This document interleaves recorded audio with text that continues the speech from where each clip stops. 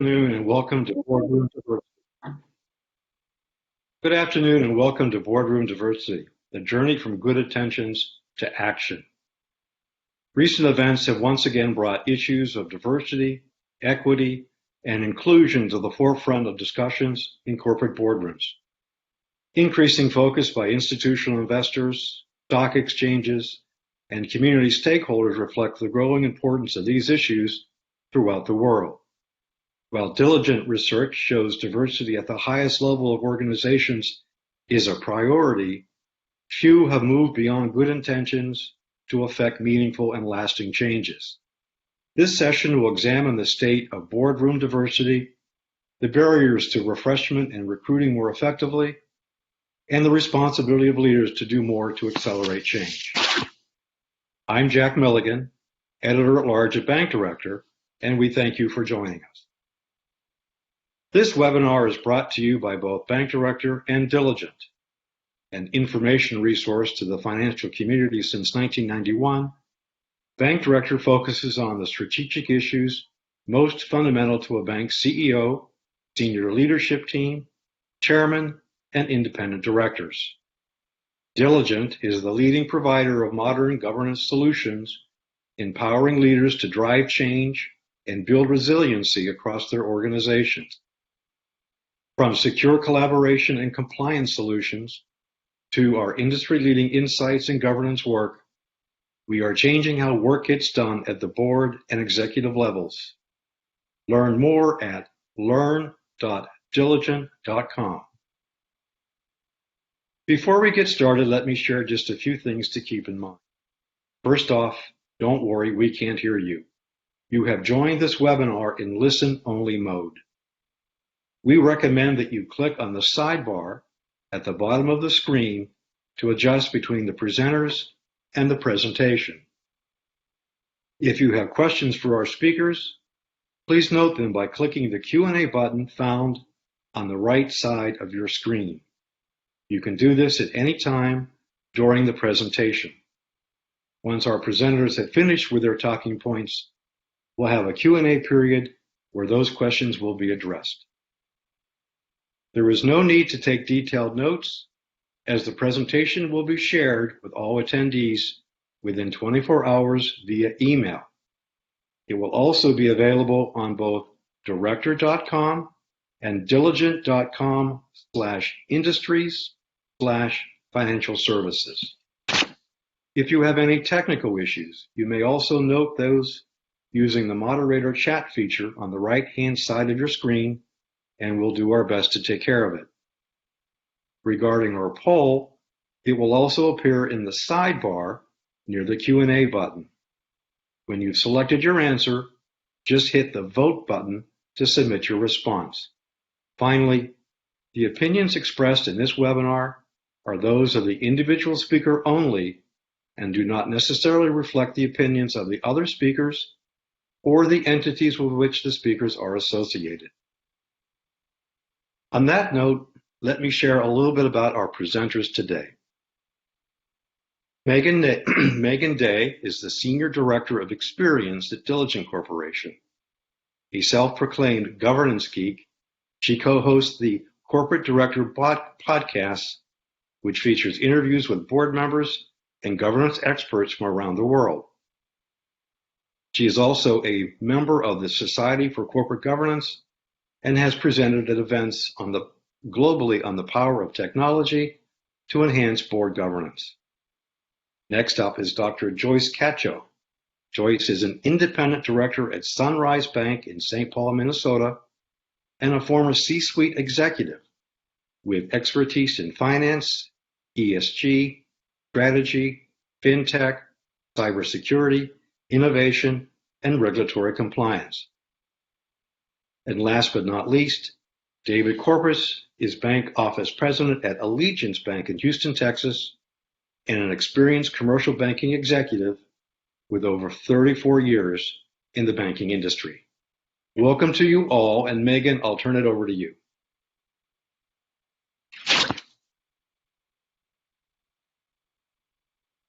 myself too, and hopefully you'll be able to see my screen here as well. We're really excited to be here today, Jack. And for those of you not familiar with Diligent, as Jack said in sort of the preamble, we are the largest governance, risk, and compliance software provider in the world. You may know us for our Diligent Boards platform, but we offer a whole host of solutions to ensure your organizations are really operating at the highest levels of governance. And we have the good fortune of working with something like 25,000 organizations of all shapes and sizes around the world, including at this point several hundred community and regional banks here in the United States. So before we bring on our panelists today, I want to just do a quick poll here because I'm curious to learn why everyone here has signed up. And if you click on, there should be on the right-hand side of your screen, you'll see a little poll icon, if you will. I'm curious to know why you signed up today so we can better shape our comments. And I think inform sort of understanding about where you and your organizations are at when it comes to board diversity. We're going to leave that up for a minute or so.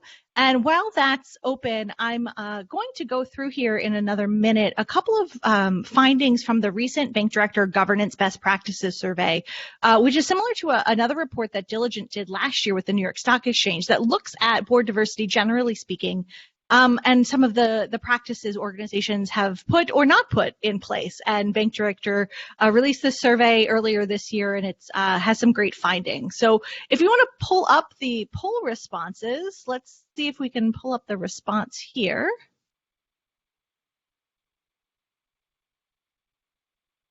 There we go. It looks like the overwhelming majority, 69%, are here to identify and recruit more diverse board members and the practices that go along with that, which makes me happy to hear because that's exactly the conversation that we have teed up for today. We really want to talk about taking action.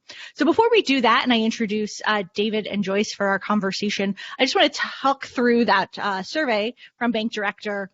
So a couple of really interesting things that I want to highlight before we dive in. So the first is around if you believe it's difficult for banks to attract diverse candidates to serve on the board. And interestingly enough, the fewer diverse members your board has, no surprise, the more difficult it was deemed to find that diverse talent. And then the second question here is, does your board conduct performance assessments? And interestingly, but also not surprisingly, the more diverse your board, the more likely you are to have some of these mechanisms in place. And this is important to bring up, I think, when we talk and head into that piece about the action that we all need to take for our own boards to make sure that we are doing everything possible to build the best board. Including some of that. So before we jump into things, also I want to just highlight briefly here some of the trends that we're seeing on the investor side. Even if your bank is not public, this is still relevant because I think, you know, it signals a really important change in attention, but also action that I think is now required. And regardless if you're looking at this from a shareholder perspective or really now from a stakeholder perspective, having a diverse board is really table stakes. And so I'd like to invite Joyce and David here to pull on their cameras and let's dive into this conversation. As Jack mentioned, as folks have questions, please feel free to pop those into the Q&A panel, and we'll get to that. Save a couple of minutes at the end to make sure we answer those. I see Joyce, but I don't see David. Have we lost him? Or is he, there he is. There he is. Well, thank you both for joining us today. And you are incredibly busy executives and directors. And so I want to know what it is about the importance of diversity that warrants the time that you've generously set aside for all of us today, and the time and effort that you have invested individually inside your own organization. So, Joyce, let's start with you. What made you say yes to talk about this today? Thank you very much, Megan and David of Bank Director for inviting me to be on this panel. I will go back and reference the fact that the Federal Reserve Board system says that racism systematically costs the U.S. economy to perform suboptimally. If we look at the researchers' estimates, the U.S. economy has lost 16 trillion since the year 2000. If the gap closed today, the GDP would see a $5 trillion boost in the next 5 years. My career dedication is to applying my whole self to problem solving and improving performance of enterprises by questioning the assumptions. DEI is a pillar of enterprise risk management and opportunity creation by intentional corporate actions. So, in addition to equity and equality being the right thing, it is a business issue and a problem that needs to be solved, not only for companies to thrive, but for the U.S. economy to grow. That's great. Thank you, Joyce. David, from your perspective, and thank you again for joining us today. Oh, thank you, Bank Director, for allowing me to come be one of the presenters, and Joyce as well. As far as that, I guess the question would be, we know that diversity is clearly an important part of even capital management. If we're looking at from a bank standpoint that I've worked at in the last 30 plus years, is it difficult to find qualified candidates, whether they're women or minorities? If you're in a major metropolitan market, I would say no. There's more than enough. If you're in a small little environment area that maybe just has predominantly 95% Anglo, then you may have some tougher times. But if you're in a major market such as Houston, Dallas, San Antonio, New York, there's no reason why you cannot find qualified board candidates that are women or minorities. So they're just not looking in the right places for a bank to, especially publicly traded, to do that. Because essentially, if it's a small private bank, they can get away with it for a while. If they're geographically located in a certain area, they can get away for a while. But as they become public, they're going to start seeing a lot of activist investors that are going to require this. Essentially, what is your diversity? What tools are you using, to continue to monitor to make sure that you just don't do the status quo? Because that's what you'll see sometimes with some organizations, some banks. Okay, we already have the female on board. We have the African American or the Hispanic, and they may have 13 to 15 directors. Well, why limit it to that? You can't tell me that that's the only qualified female or African American or Hispanic that can sit on your bank board. Well, let's talk a little bit about some of those obstacles that boards may potentially face when it comes to driving momentum on diversity. Joyce, I don't know if you have any particular examples, both on obstacles, but also to some of the strategies that the boards that you sit on have put into place to make this successful. In terms of, just to pivot off of what David was saying, boards in particular cannot stop at we tried and we don't know where to find them in the talent pipeline, because you have a fiduciary responsibility, public or private. You have a fiduciary responsibility, and fiduciary means legal, okay? Responsibility for oversight of strategy, okay? And oversight of strategy means risks as well as opportunities. So the words that come to my mind when you ask me about hindrance to momentum of diversity on boards and on the executive teams, two words come to mind: accountability and silos. Okay, so clearly, if you have reached 2021 and you have not addressed diversity, equity, and inclusion in an intentional way, I want to know what's going on with your strategy. Okay, what is your strategy? Do the same thing you did yesterday to get to tomorrow? I'm not quite sure. Maybe before 2020 and the COVID-19 pandemic and the murder of George Floyd, that might have worked with investors. That might have worked in the community. That might have worked with your employees. But by all points of data, it is insufficient going forward to rely on lack of accountability and saying that it's somebody else's job, which is the siloing, to get there. in terms of what are factors that and strategies that support improving diversity, equity, and inclusion and embedding it in your business strategy, clearly this has to go to where are you looking? And I'm sorry, David, I disagree with you that you get off the hook somewhat if you are in a low population area, low diversity population area. Because yes, cultural background is a key diversity issue. But here's the thing. There are other aspects of diversity, and in the world that we're living in the U.S. that we're living in, geography does not limit market access. We're all participating in this today via the web, and that takes having electricity and a phone only. So, one has to look at what is your strategy and what are the skills you are looking for to make that strategy come to life on the executive team and on the board.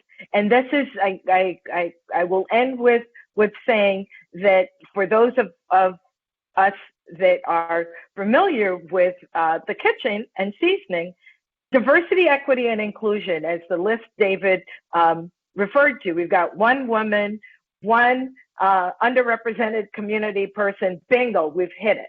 No, this is not about adding one seasoning to a pot and calling it a fantastic dish, okay? We are talking about transformation, and that transformation is about internal engagement and external engagement and putting together a strategy that is fit for purpose when it comes to tomorrow. Good point, Joyce. And to clarify with that, I was not trying to get them off the hook. I'm just saying that, let's say if a bank is in a predominantly Anglo city, that many times they're not going to get any kind of negative feedback from their clientele.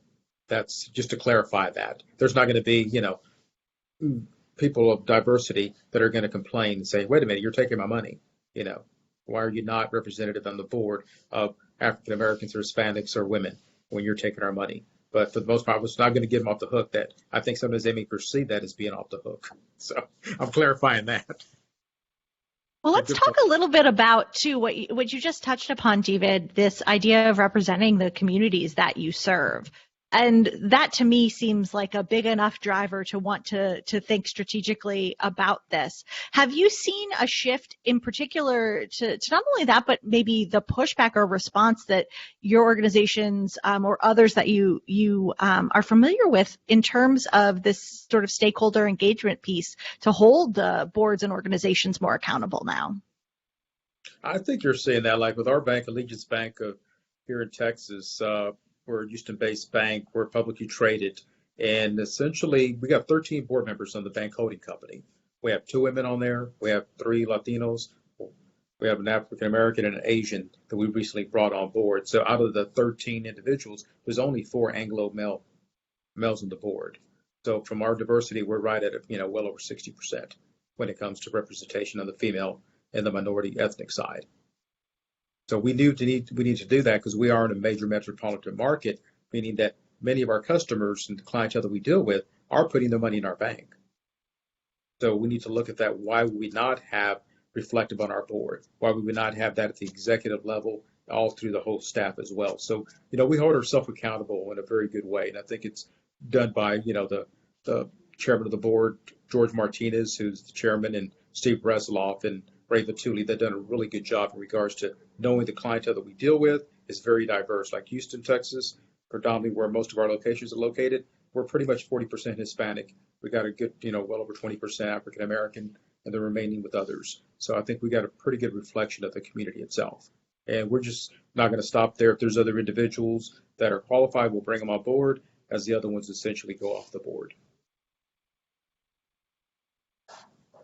Let's talk a little bit about, I think, what everyone in the audience is really interested to hear your perspectives on, and that's around identifying and recruiting and bringing in more diverse board members. So we touched upon this a little bit, but I would love for you both to expand. Say you're speaking with a board member friend of yours or an executive at another firm about their struggles to bring on a more diverse slate of board candidates. They say, you know what, we tried, Joyce, we really did try, but the pipeline is just not there. What would you say to that? What is your next recommendation or piece of advice for that executive or board member? My first response to those that say that is, oh, that's interesting. That sounds like an excuse. So, because in truth, in fact, we are intentional. If we're intentional, then that is not on the multiple choice of reasons why you don't have a diverse board. So I think that, again, I'm going to go back to strategy, and I would ask them about what's their strategy about the future. Continue to offer only deposit accounts, zero interest checking, all these products that were born out of history. When we're living in a marketplace that has software as a service, has payments, non-contact payments that saved us during the pandemic. We have group savings. We have mobile or cell phone based tactics. And so if one is looking for not to be in the excuse column, I would say begin, revamp your board skill set. Because if you have a homogeneous board, I would bet, as they say, dollars to donuts, right? That the skill set for board member for board members has not been reviewed in a while. Okay, and to be very clear that there are some baselines. What is not in those baselines is former CEO. What is not in those baselines, where's their hair, like XYZ. What's not in those baselines, and I've been sporting my rather short haircut for decades now, right? And made it in corporate and investment banking and served as a global chief sustainability officer. So, these social dimensions that the club had decided meant that somebody was not fit for purpose, I would suggest may be part of why you're not finding candidates who are engaged and who want to be problem solvers at strategic levels, which is what board directors do. There are avenues such as 1890 schools, right? I don't know how many people know about the dichotomy between 1862 schools and 1890 state schools in the U.S. If you don't, this is my other clue. Anybody who is curious and a life learner, you need to engage with about becoming a board member, right? Those that have led resilient life career paths, those are people you want to invite into your boardroom, right? And so get started. And here's a tip: bring 3 on at the same time. Why? Because the one and only strategy is one of isolation, not one of inclusion. I'll stop there. Joyce, I think you brought up a really good point. I'm glad you mentioned just do not bring one at a time, bring them all at 3 times, because you don't want to be the person in the room that doesn't have anybody else that feel uncomfortable, not be able to speak up or be afraid to speak up. I think you brought up really good points in regards to that. So, and I think board directors have to think unconventionally, because what Joyce has been saying was that essentially, what is your strategy?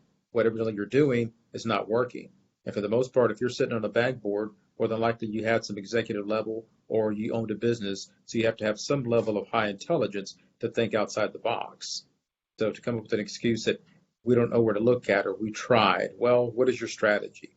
Where are you going to? If you're doing the same thing you've done for the past 10, 15, 20 years to look for someone on your board, you're going to come up with the same results. It's just common sense. I will say, too, there are also lots of practical resources available. And I think historically, finding board candidates has relied on personal networks. And I don't know that that's ever really going to go away based on the level of trust and due diligence necessary for bringing someone onto your board. But David, for example, you are a member of the Latino Corporate Directors Association, a fantastic organization that is working with leaders like yourself all around the United States. Would love for you to share a little bit about the work that LCDA is doing and maybe some of the other organizations that you're both familiar with. Yes, with the Latino Corporate Directors Association, it's a really good organization that started about 6 or 7 years ago. And what it does, it gives the education to potential board candidates that are looking to be put on boards, whether it's private or public, pension funds or what have you, but also it allows for the connection of that, but also allows the group to network among their peers as well. So it's kind of a threefold process, which is a great thing. They educate, they make the connection with other corporations, small, medium, large, private, public, but also we're able to network among ourselves. Because many times, there's been a number of times at LCDA, there was something that came up. There was a company that was looking for a board member. Well, if I saw that I didn't have those skill sets, because they were looking for somebody that has a deep eye,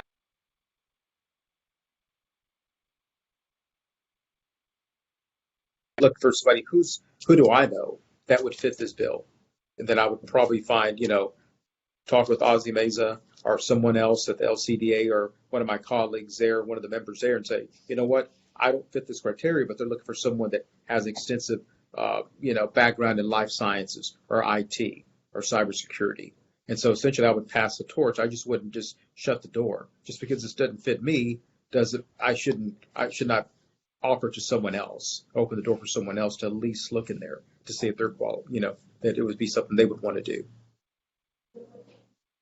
And I would say, too, most of these organizations, LCDA included, are really generous about providing names and dedicating time to help you find the right person, and at often little or no charge associated. So they're as invested in helping to move the needle and help you build your best board possible as well. So we'll make sure that everyone here joining us today has a list of some of those resources that we know are available that you can begin to tap and engage with straight away.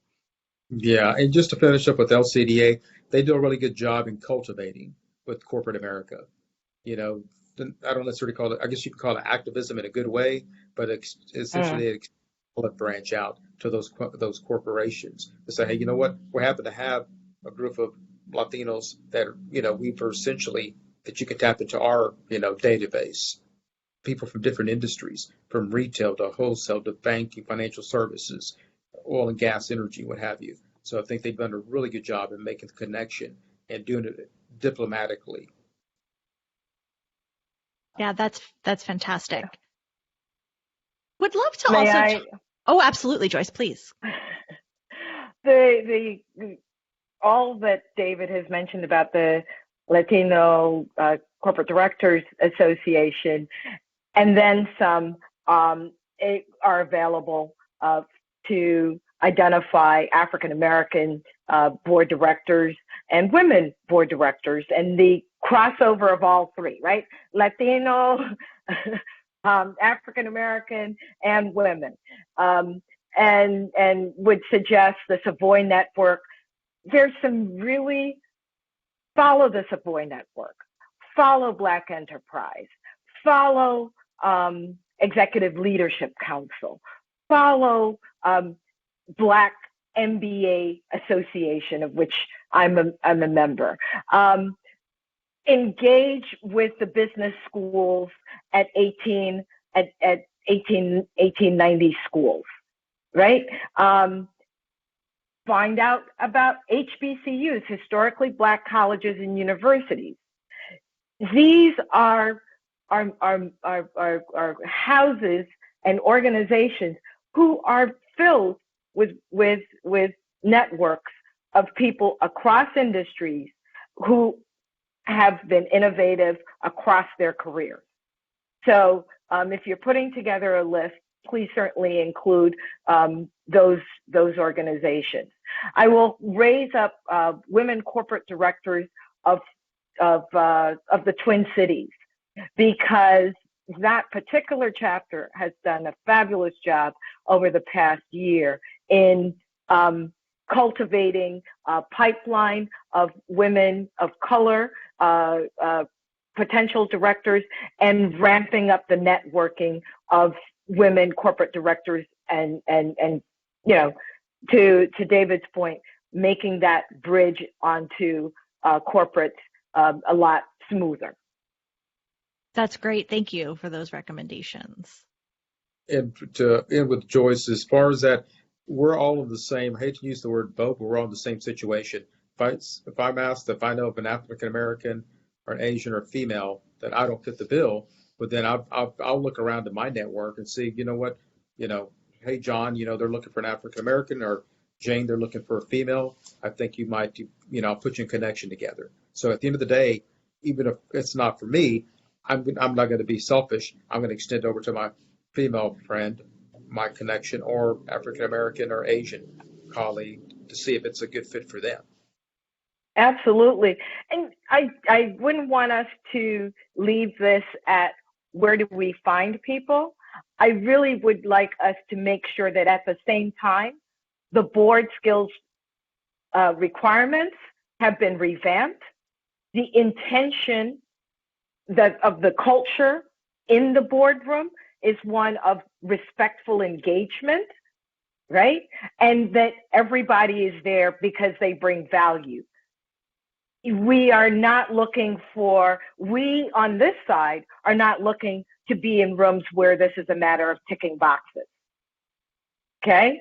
And it must be clear that, the appetite is for chairmanship of key committees, NomGov, finance, and audit.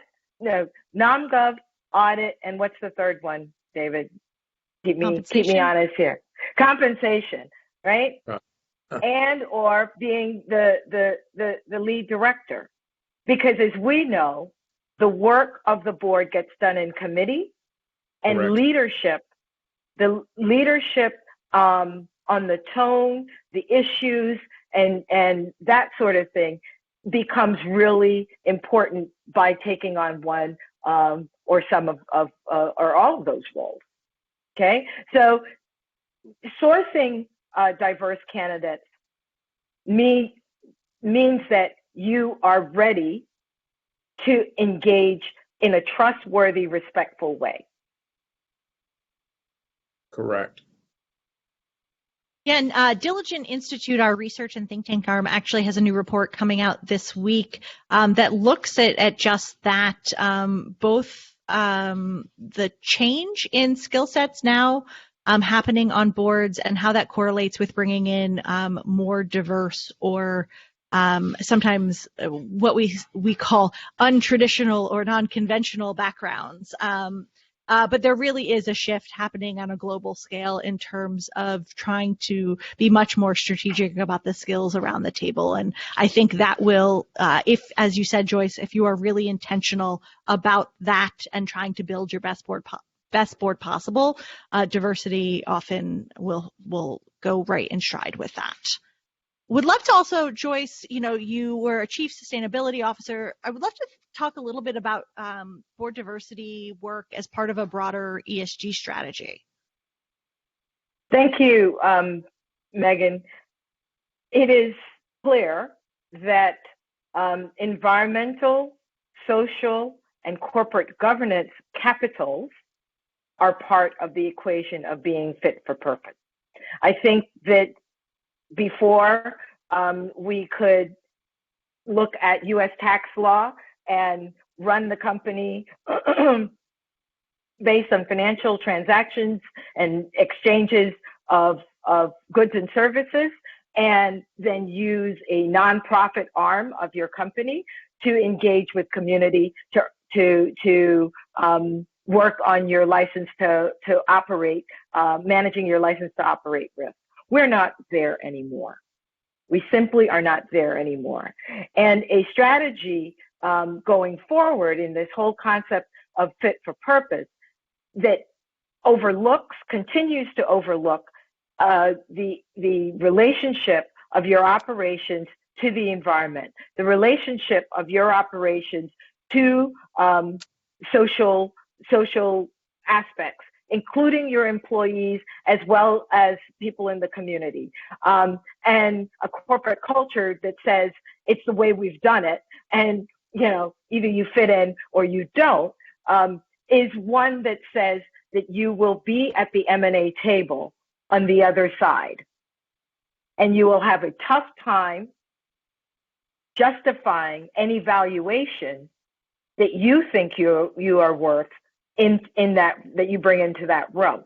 So diversity gets to the S part, diversity gets to the E part, right? And there has to be, we've just discussed the corporate governance, the culture that says respect, human, critical things that heretofore weren't on the books. And I'm saying they need to be on the books. And if they're not on the books, there will be an M&A event, and you will be disappointed.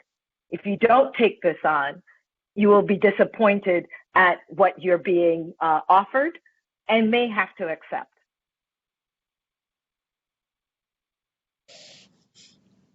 That's a really good point there, Joyce, what you're saying. And as we've seen more so recently, as far as a lot of activist investors, then you have ISS, Institutional Shareholder Services Incorporated. Many times they'll ask those companies, what is your diversity, inclusion, and equity policy? Not only from a board standpoint, but also across the board on your staff as well. So many times there could be to where a point to where they're companies that are looking to get funding to expand or do acquisitions do not get that. And that's the last thing you want is a black eye. Something you could have prevented by, it's supposed to be resistant to doing it and just using the excuse of we can't find it. Where can we look for it? Well, you're smart guys and or maybe some women on the board. You can figure that out. So. Absolutely. You actually took me to where ESG is headed, capital markets competition, right? Both for the U.S., we have NASDAQ that has required it. I believe the New York Stock Exchange within the past couple of weeks have come out with guidelines, and we know that the SEC is in a comment period around this. Well, I encourage all to take heed, because Europe is already there, and the evolution of capital markets in emerging market countries means that they don't have to look at transformation. They're going, let's run from now. So these kinds of listing requirements around ESG are coming up, right? So it's clearly moved from the nice to have column to strategy that has ESG embedded, and part of embedding that ESG in strategy on how you're going to get to tomorrow and be a less risky investment has got to do with DEI and embedding ESG. Lots of letters, it sounds like. The alphabet soup of governance. and for organizations, especially banks, think they're going to get away. There's just with the invention of the internet, there's so much access to information. It's no longer having to wait for the annual board report, which very few people had. The general public necessarily did not have access to it. If you want to look up on some company, whether it's Coca-Cola or whether it's Allegiance Bank, and see if they have a diversity, inclusion, and equity policy, and then also look at, okay, who are the executives there? It's going to show on the website. Who are the board members there? It's going to show on the website. So access to information, it can no longer be hidden. So companies that think that, we can get away with it. Come on, who are you kidding? At this point, especially if you're a publicly traded company, that information is going to be out there, available for anyone to see.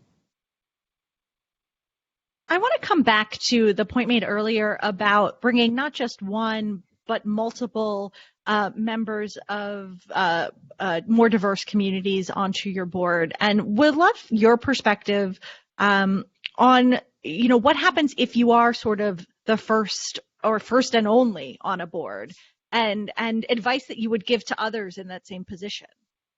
I'll let Joyce answer that. She smiled first. It's a skill, really.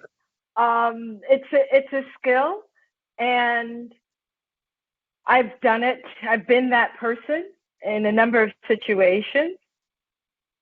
And what I find really interesting is I'm there for the work because I'm curious. I'm interested in problem solving at strategic levels and solving them in a way that is impactful, right? That's kind of what hangs over my head every morning when I wake up. And what is really interesting is that the majority room, be it male or European or both, find it really interesting that I'm in there for the work and that I'm human, right? So I will share that I was in one of these one and only situations, and I knew what I was taking on when I said yes, when they offered the role and I said yes. And after interacting for a little while, one of the long-standing persons in the room, I'll put it that way, came over and said, and we thought it was going to be so challenging to have a woman in the room. And because I started out by saying this is a skill, I did not take him to school, right? So what you're looking for is somebody who adds value. And what you will find is that 9 times out of 10, that's why anybody is in that room. And so when you have a one and only, you're at the beginning of your journey, and that's part of the interview process. We're at the beginning of our journey. We would like to bring on 3, and we're starting with you. That kind of puts the right context to being the one and only. And then part of the role of those others in the room, and we will talk strategy about those others in the room, should be doing their own homework so that they know that scheduling a meeting on Juneteenth means that an African American might not be available. Scheduling a meeting on a holiday that Latinos and Latinas traditionally celebrate might not work, right? Might lower the participation. They may be on camera, but their head is someplace else.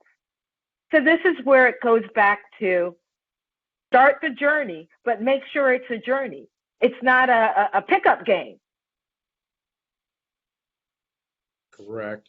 That's a really good points there, Joyce. And also another thing, what existing board members can do themselves is that when they bring that one individual, 3 individuals, pair them up with maybe a senior board member that has been on the board for a number of years because it's going to be like drinking water out of a fire hose for many times, especially if it's going to be their first time sitting on the board, whether it's private or public, essentially, because it's going to take a while to acclimate them, have an understanding of the operations of the company, financials of the company, managers of the company, as well as the product or services that are being sold and how it's getting done. So I think by them pairing that individual new board member with a senior board member would help to acclimate them and make them feel more comfortable and asking the questions they may not want to ask in front of the board. They can essentially have that person as their mentor for the first 2 years or 3 years of their board service.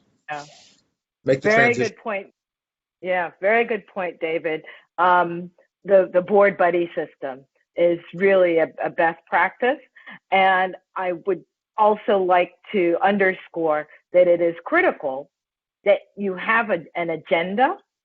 The timing on the agenda isn't, 15 minutes for all board discussion. You need a whack of time. So I hope, Megan, in the upcoming report, that you talk about the agenda, right? The board meeting agenda, because as much as we're talking about skill sets need to change, that agenda, with the onslaught of virtual board meetings, et cetera, needs to also change.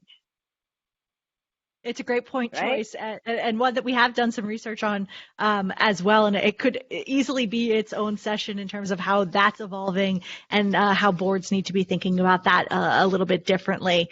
Before we bring Jack back in for Q&A, I just want to highlight a free resource that is available right now. So last year, following the murder of George Floyd, Diligent really took a hard and fast look at what we were doing to support our customers and how they're thinking about accelerating boardroom diversity. And so we launched a free program, our Modern Leadership Initiative.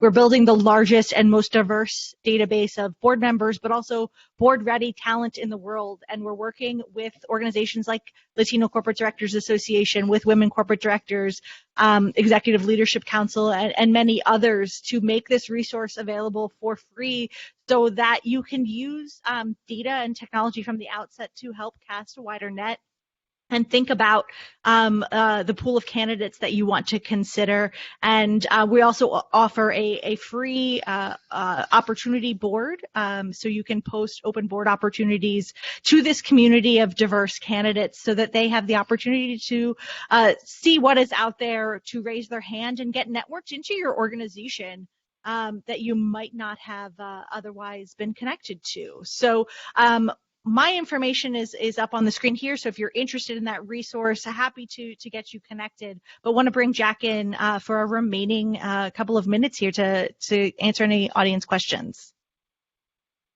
Really fascinating conversation. I've enjoyed it, and I'm sure our attendees have been enjoying it as well.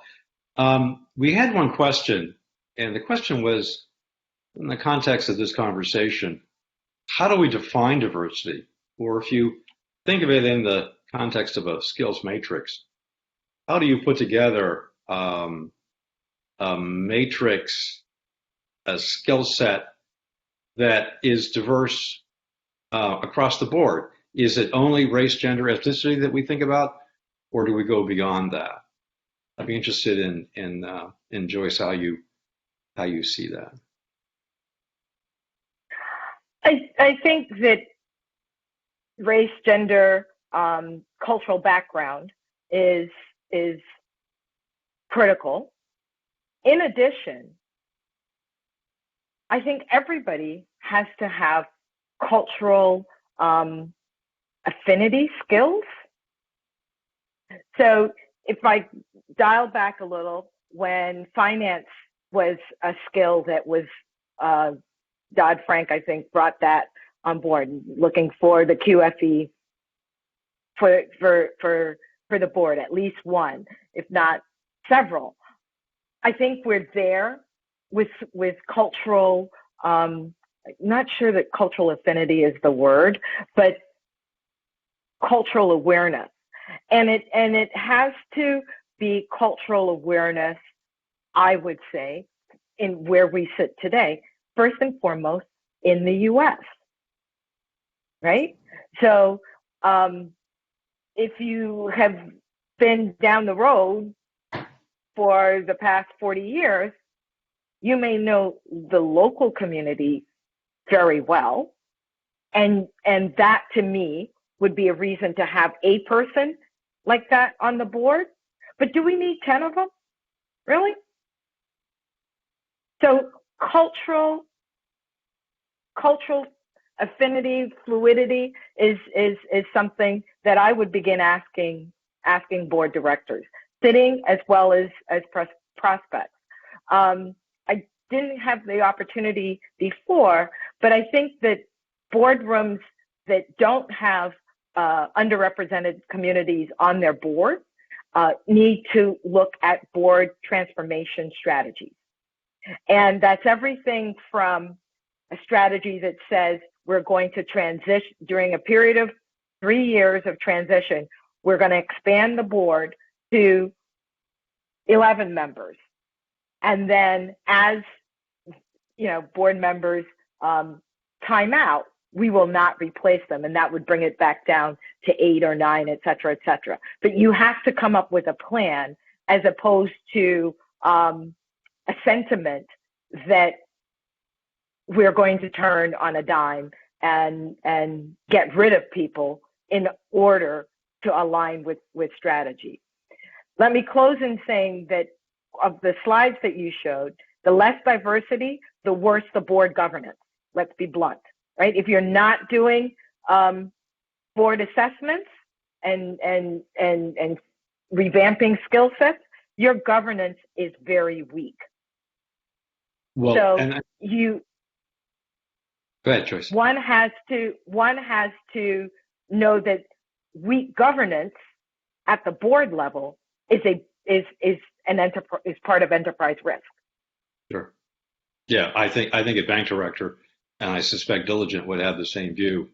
We would consider a robust board level evaluation process, including peer-to-peer evaluations, to be the signs of good governance. It's like finding trout in a stream. Trout don't go where there's water is not good. So if you see that strong process in place, then you know the governance culture is very strong. David, what's your definition of diversity? How inclusive is that?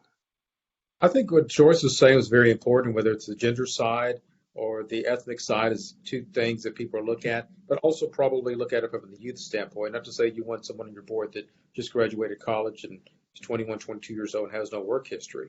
But there's a lot of times you have individuals that are in their early to mid 30s that had an opportunity to get a good education, get opportunity to be a good company and learn about business in general or whatever industry that they're into. Look at them as well, because there could be some industries now that were not even here 10, 15 years ago.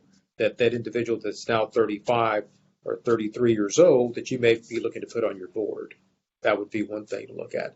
But I think boards have to be accountable.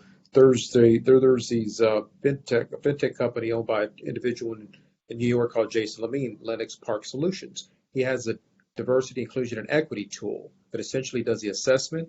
Where's the board and where's the company at? But also it gives you the results of where you're at now from a scale from 1 to 10, 10 being the best. But essentially, so you get the score. But now, where can I be in the next 3, 4, 5 years? So that same tool has to measure, and there has to be some accountability and transparency in getting that done. So even though you come with a low score, with a 1 or 2, well, let's say in the next 3, 4, 5 years, can you do better? So you got to continue to monitor that. And that has to be essentially, provided to the public. And I think eventually that will happen to where individuals are going to start seeing, wait a minute, whether it's the investors or whether it's the stakeholders that buy these products and services from that organization, that business, that they're going to want to see that. So I think being accountable and, those fintech tools that measure that diversity, inclusion, and equity are going to be very important going forward. Joyce, you said earlier that you've had the experience several times of being the first woman on a board and probably the first African American female on the board, with all probably older white males.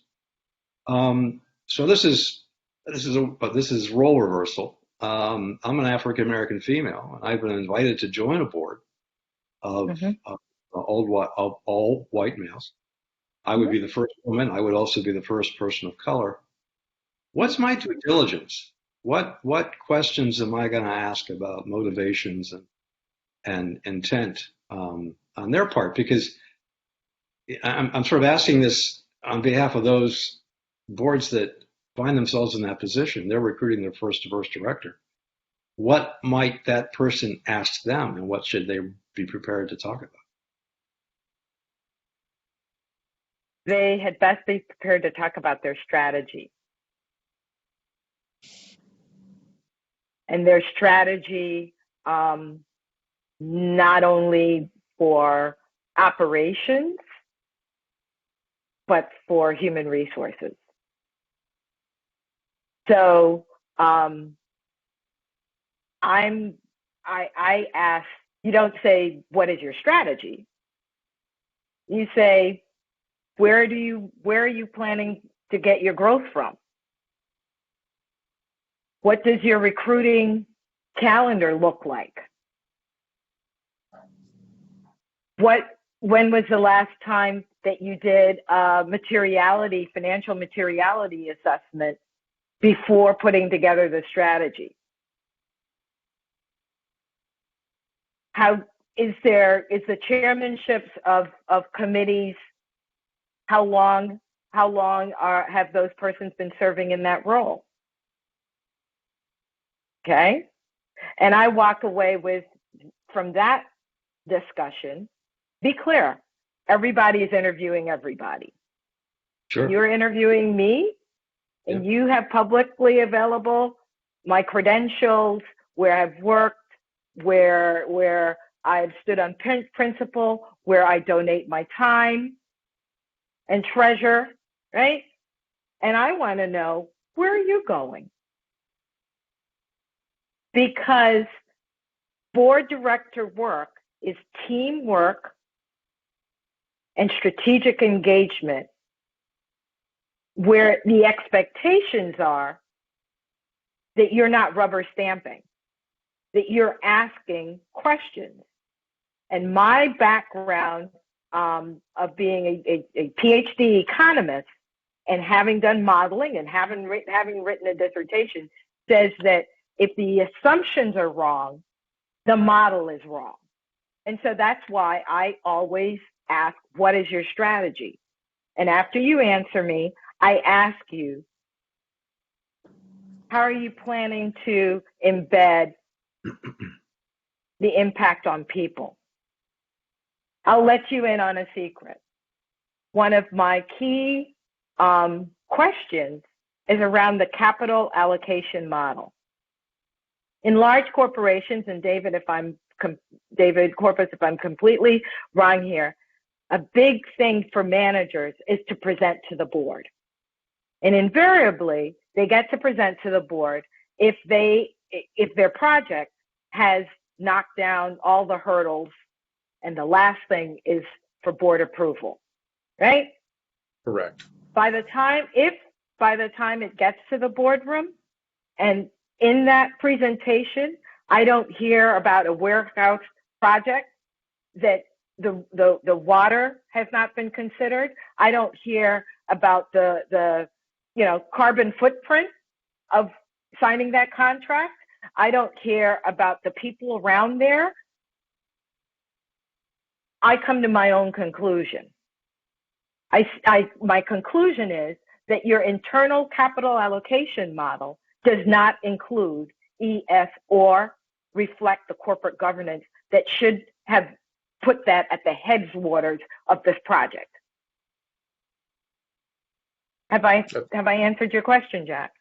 Yes, and it sounds to me like you're also beyond that strategy discussion is also a discussion about values. What's the value system of the board? And that's not something that is reflected by the culture, but it's not something that's necessarily written down. Well, this is unfortunately we've run out of time. As a reminder to our participants, you will receive the recorded version of this webinar within 24 hours. We will also post this webinar on both bankdirector.com and also diligent.com/industries/financial services. Financial services is hyphenated. Thank you so much to Megan Day, Joyce Cacho, David Corpus, and to Diligent for co-hosting today's webinar. And thank all of you out there in virtual land for joining us today. Have a great rest of your day.